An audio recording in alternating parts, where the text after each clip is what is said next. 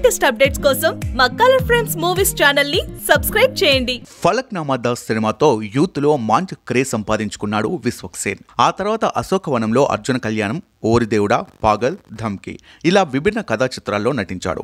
అయితే సరైన సక్సెస్ మాత్రం రాలేదు. కృష్ణ చైతన్య డైరెక్షన్ లో గ్యాంగ్స్ ఆఫ్ గోదావరి అనే సినిమా చేశాడు. ఈ సినిమా డిసెంబర్ లో రిలీజ్ కావాలి కానీ కొన్ని కారణాల వలన వాయిదా పడింది. మార్చి 8న గ్యాంగ్ ఆఫ్ గోదావరి విడుదల అని ప్రకటించారు. ఇప్పుడు మరోసారి gang of Godavari post phone అయింది. అయితే ఈసారి తన సినిమా కోసమే తన సినిమాను పోస్ట్ పోన్ చేశాడు విశ్వక్. అదేంటి అనుకుంటున్నారా?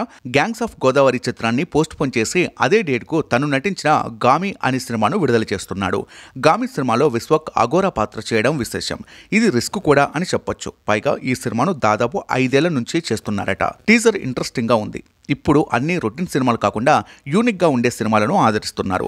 ఈ సినిమాలో యూనిక్ పాయింట్ ఉందని టాక్ వినిపిస్తోంది. ఆ ధైర్యంతోనే మార్చి 8న గామి సినిమాను విడుదల చేస్తున్నారు. అయితే మార్చి అంటే ఎగ్జామ్ స్టార్ట్ అవుతాయి. స్టూడెంట్స్ అండ్ యూత్ సినిమాలకు దూరంగా ఉండే టైం అది. అలాంటి టైంలో సినిమా రిలీజ్ అంటే రిస్కే.